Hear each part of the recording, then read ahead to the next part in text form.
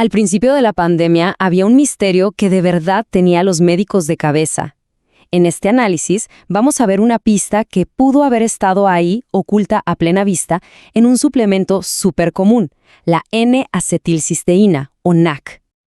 A ver, pensemos en el año 2020.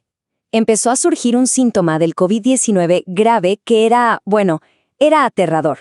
La formación de coágulos de sangre súper peligrosos. La pregunta es, ¿y si la clave para luchar contra ellos estaba escondida en un suplemento que se puede comprar en cualquier farmacia? Ok, vamos a meternos de lleno en esto, porque para entender cómo algo tan simple podría ser la respuesta, primero hay que entender la escala del problema. Hablemos de este misterioso fenómeno de la coagulación en el COVID.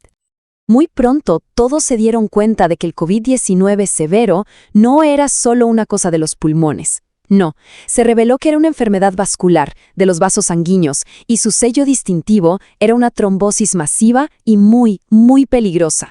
Entonces, ¿qué estaba causando todo este caos vascular? La respuesta nos lleva al nivel celular.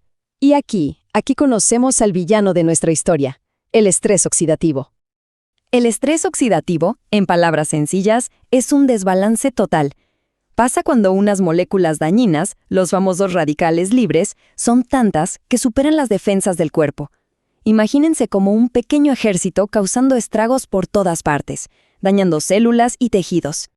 Y este es el camino que siguen para causar daño. Miren, todo empieza con el oxígeno. Gana un electrón y ¡pum!, se convierte en superóxido, un radical superreactivo.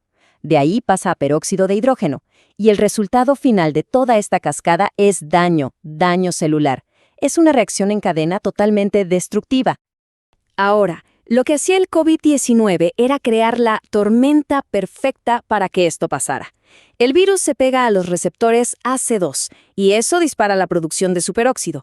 No solo eso, sino que atrae a los neutrófilos, que son células que liberan todavía más. O sea, el resultado es un estrés oxidativo masivo, el ambiente perfecto para el daño vascular. Pero, a ver, el cuerpo no se queda de brazos cruzados. Claro que no. Contra este villano tiene su propio héroe, su principal arma de defensa natural. Y ese héroe es una molécula increíblemente poderosa llamada glutatión. Pensemos en ella como la primerísima línea de defensa del cuerpo contra este ataque del estrés oxidativo. Ahora, el glutatión viene en dos formas. La forma reducida, el GSH, es el héroe en acción, listo para neutralizar a los malos. Pero una vez que cumple su misión, se convierte en la forma oxidada, el GSSG. Es como un soldado que ya usó toda su munición, necesita que lo recarguen para poder volver a la pelea. Y es justo aquí donde entra nuestro protagonista.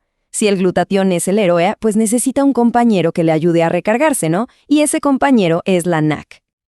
La N-acetilcisteína, o NAC para los amigos, es un suplemento y también un medicamento súper conocido. Su trabajo principal es ser el precursor de la cisteína, que es como el ladrillo fundamental que el cuerpo necesita para fabricar y, muy importante, para reponer ese glutatión activo que se nos agota. Y ojo, que su efectividad no es algo nuevo. Miren estos datos de un estudio de influenza de 1997. Son súper reveladores. En el grupo que tomó un placebo, el 79% se enfermó con síntomas. Y en el grupo que tomó NAC, solo el 25%. Esto es clave. No es que evitara que se contagiaran, pero reducía de forma drástica que la enfermedad se manifestara con síntomas. Además, la NAC tiene usos médicos súper establecidos desde hace mucho tiempo. Es, de hecho, el antídoto de cabecera para la sobredosis de paracetamol, justamente porque va y recarga el glutatión del hígado. También se usa como mucolítico, o sea, para romper el moco espeso en los pulmones. Ok, hasta aquí todo bien. La NAC combate el estrés oxidativo. Tiene sentido. Pero, ¿y si esa no es toda la historia? Vamos a ver cómo se pone esto, porque parece que la NAC tiene un superpoder secreto. Porque resulta que su papel como antioxidante, que es importantísimo, quizá no es el único mecanismo que está funcionando aquí. Y aquí es donde la cosa se pone fascinante. La fuente de este análisis usa una analogía genial, la de la permanente de cabello. A ver, la NAC es lo que se llama un agente reductor, que lo que hace es romper unos enlaces químicos llamados enlaces disulfuro.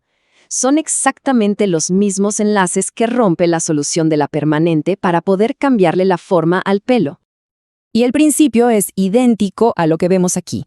En un estado unido tenemos el pelo rizado o, en el caso que nos interesa, un coágulo de sangre que se mantiene unido por los enlaces de una cosa llamada factor von Willebrand. Cuando la NAC entra y rompe esos enlaces, el pelo se alisa y la sangre puede volver a fluir. Es la misma química, literal. Y esto no es solo una idea loca. Ojo a esta cita de la revista Circulation, que es súper prestigiosa. Los investigadores postularon, y cito textualmente, que la NAC podría escindir los multímeros del factor de von Willebrand dentro de los trombos oclusivos. En otras palabras, que podría disolverlos.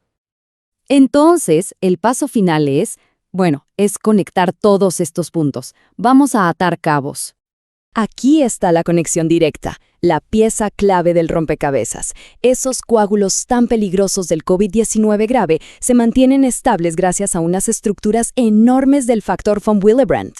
¿Y cómo están unidas esas estructuras? Exacto, con los mismísimos enlaces disulfuro que la NAC es experta en romper.